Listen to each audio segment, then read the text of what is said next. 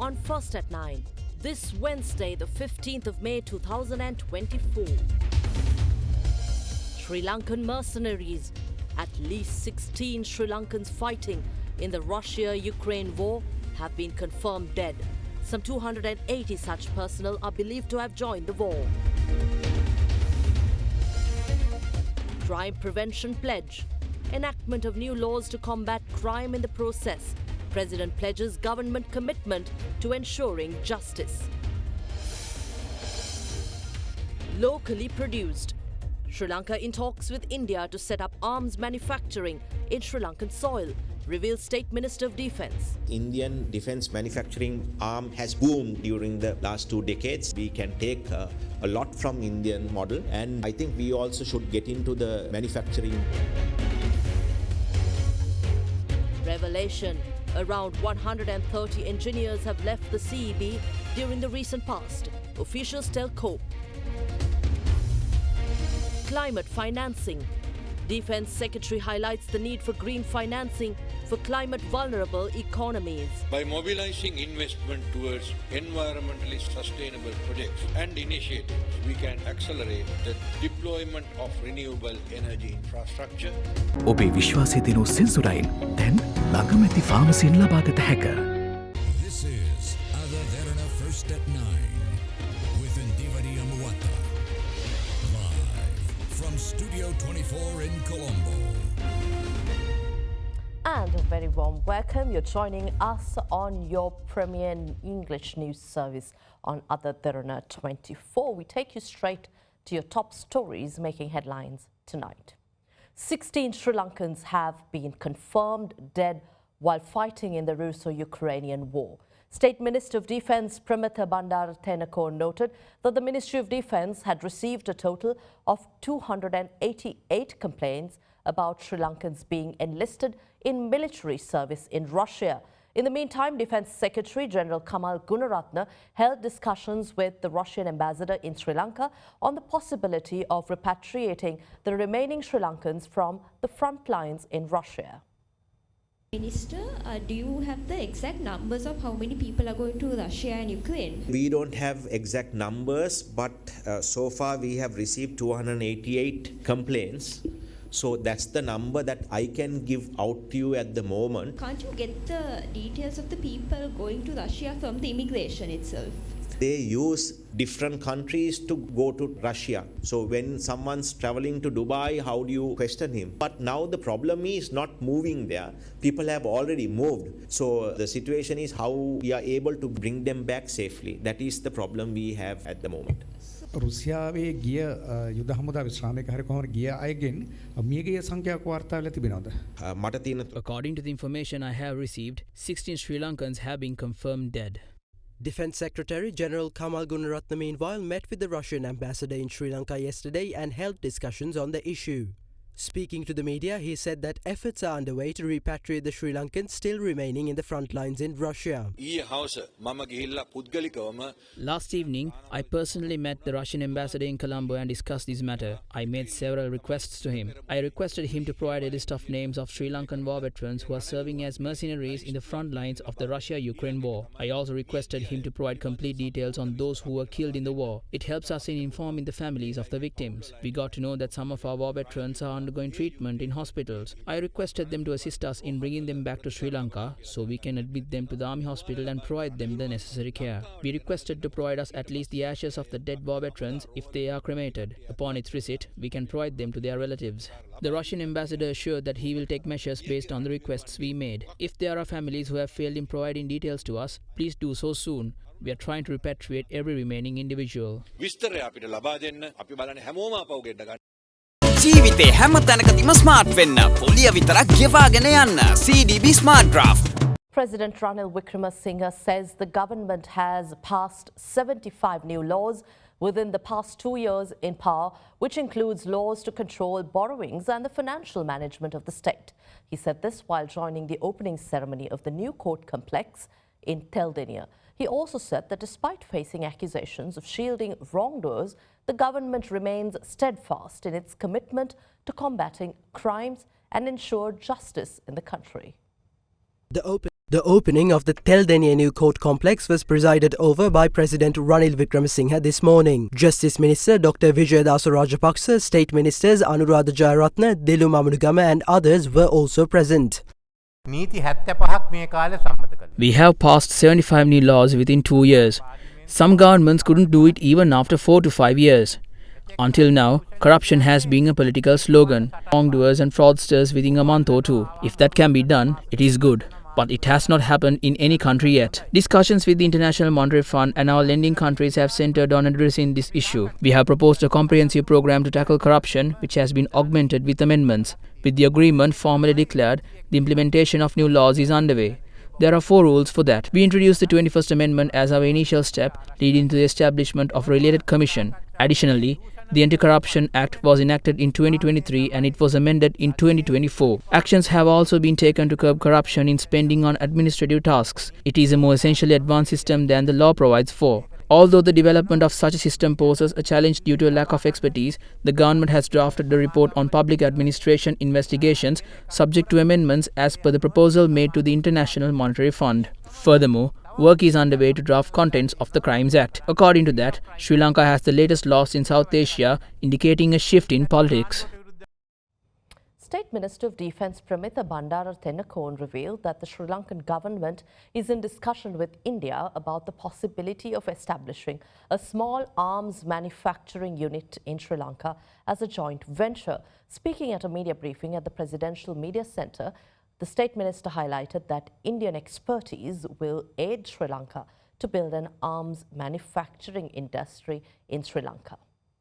On April 10th, there was a presentation by Indian weapon manufacturers. Is the Sri Lankan government trying to buy weapons from India? No, we are not trying to buy anything at the moment. These are annual events. We have connections. Connectivity is really good, and Indian Sri Lankan military to military connectivity is at a high. So we maintain that. That doesn't mean that we are going to buy anything from anyone. Indian defense manufacturing arm has boomed during the last 2 decades. We can take a lot from Indian model, and I think we also should get into the manufacturing. We are already doing it, but the scale is not as we expect it to be. So we are in touch with our Indian counterparts. With a little help, we also can do wonders here. So those discussions are ongoing at the moment. Have you discussed for a joint venture in arms manufacturing? We are in discussion with India to set up a small arms manufacturing unit. Defence Secretary General Kamal Gunaratne highlights the urgent need for green financing for countries in the South Asian region, including for Sri Lanka, to transform into low-carbon economies and to tackle the impacts of climate change, while highlighting that the transition into a sustainable future requires collective efforts. The Defence Secretary was of the view that countries, including Sri Lanka, need investment for projects that are environmentally sustainable. A discussion themed climate change and disaster management in South Asia, organized by the Institute of National Security Studies, was held under the patronage of Defence Secretary General Kamal Gunaratne today. The increasing frequency and intensity of extreme weather events, such as cyclones, floods and droughts, have profound implications for our communities, economies and ecosystems. In the Maldives and Sri Lanka, rising sea levels pose an existential threat, endangering coastal communities and ecosystems. The 2004 Indian Ocean tsunami, worsened by climate change induced sea level rise, stands as a stark reminder of the vulnerability of our region to natural disasters. Green finance plays a focal role in facilitating the transition to a low-carbon economy and fostering climate resilience. By mobilizing investment towards environmentally sustainable projects and initiatives, we can accelerate the deployment of renewable energy infrastructure, enhance energy efficiency, and promote sustainable land use practices. The Asian region, with its rapid economic growth and promising infrastructure needs, stands to benefit significantly from innovative financing mechanisms that prioritize sustainability and resilience. However, the transition to a sustainable future requires concerted action and collaboration across multiple stakeholders. Governments, businesses, civil society organizations, And academia must work hand in hand to develop and implement policies, strategies and initiatives that promote renewable energy deployment and green finance. Multilateral cooperation and knowledge sharing are essential to address transboundary environmental challenges and ensure a just and equitable transition for all of us.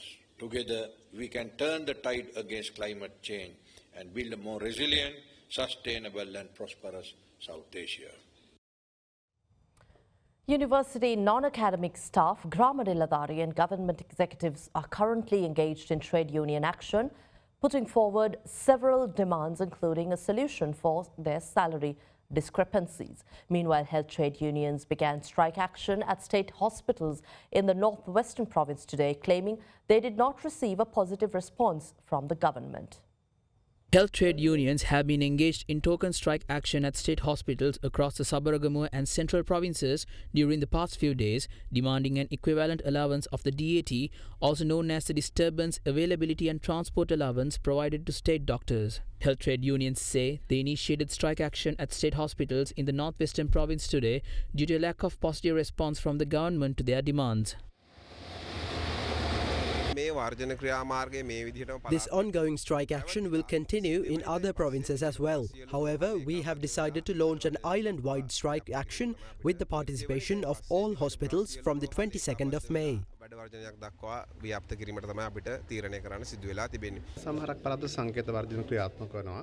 Token strikes are currently in place across several provinces. We have already provided them with the financial provisions and solutions to their issues based on the current economic status of the country. Thereby, we kindly request them to call off this strike action.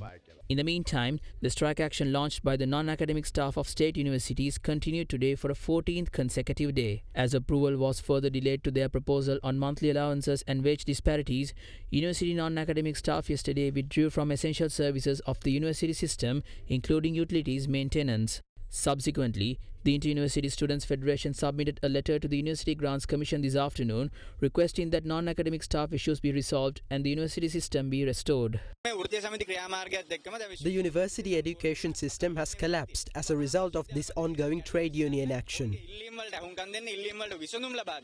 Concurrently, the three-day strike action initiated by the Grama Niladhari Trade Union Alliance, who reported in sick, continued today for the second consecutive day. Similarly, several government executives engaged in the Work to Rule campaign over several demands today. Officials of 18 services have joined this Work to Rule campaign. Against this backdrop, several public sector trade unions handed over a letter to the Minister of Finance this afternoon demanding an increase in wages compared to the current living cost and requested to intervene to resolve wage discrepancies.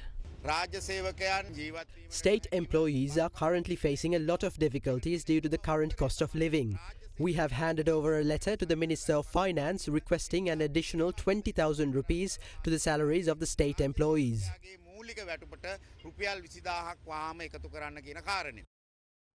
The National Trade Union Coordinating Centre initiated a protest in front of the Fort Railway Station this afternoon against the sale of national resources. Meanwhile, several other protests were also organised against the sale of Sri Lanka Telecom, Sri Lanka Insurance Corporation and Milko Company.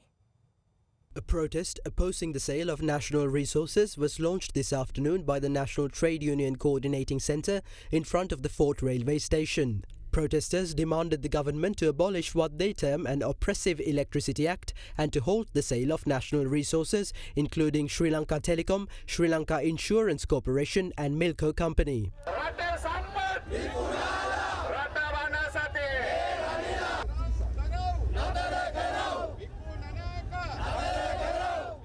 Riot police and the Sri Lanka Navy were also deployed on site to control any tense situation. We organized this protest today to urge the government that none of these national resources are for sale.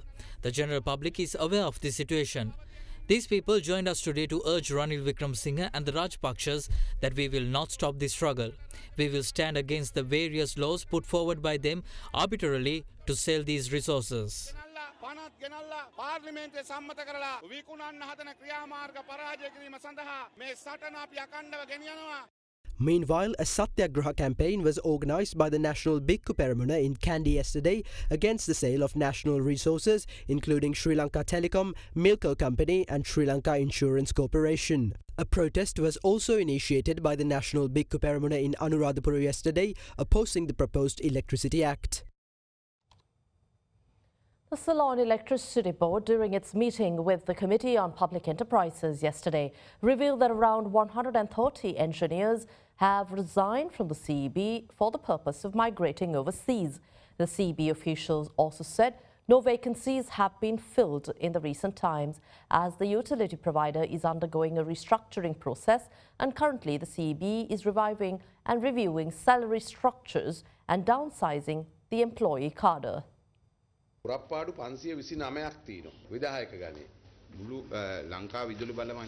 we take the CEB as a whole, the approved cadre for all categories is 26,783. There are shortcomings in the cadre. With this new restructuring program, we did not hire new employees for vacancies. Technological engineers and the superintendent of CEB are migrating. There is a need to review the salary structure, and the CEB is currently doing that, and we are planning to reduce the cadre along with that.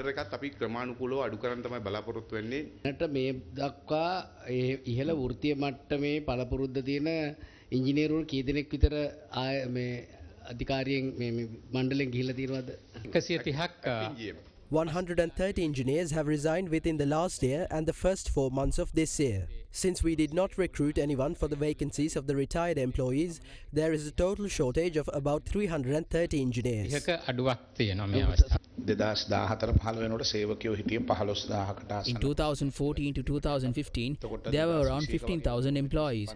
By 2021, it had increased to around 24,000 to 25,000. In 2015, while giving 100% electricity coverage around the island, all services were provided with a cadre of 15,000. You have increased that by another 10,000 and are now privatizing it. Why are you outsourcing? There are many vehicles under the CEB, yet you take a great number of vehicles externally. You have increased the number by 10,000 and are also outsourcing the services. What are the employees in the CEB doing then? Think of how much of a salary each employee is getting. එතකොට ඉන්න සේවකයෝ මොනවද කරන්නේ? එක සේවකයෙක් ගන්න පටි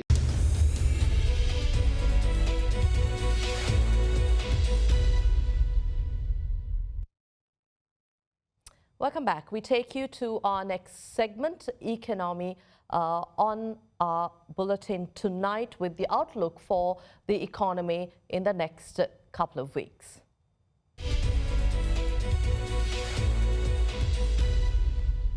During the week, Treasury bond rates fell by almost 1% across the 3 to 7 year maturity as the government raised less than the maturing amounts coming to the market. Also, we saw the Treasury bond auctions which were held last week being fully subscribed, which kind of boosted market sentiment as well.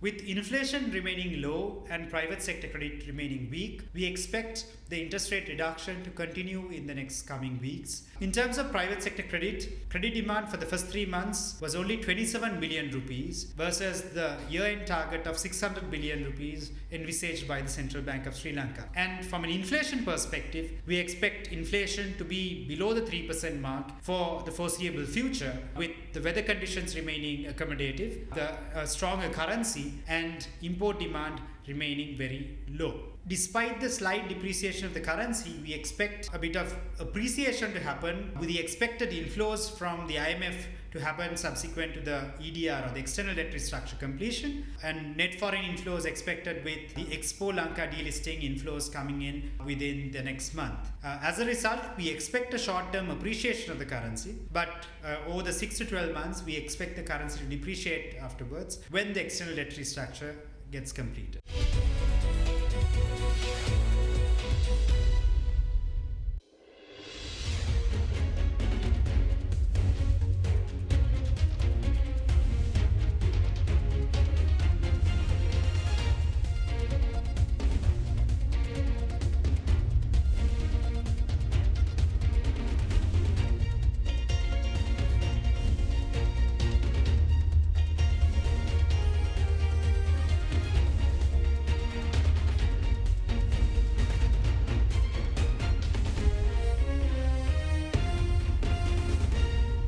And that wraps up tonight's edition of Foster 9. I'm Indivariya Muatta. We'll see you again tomorrow at the same time. Good night.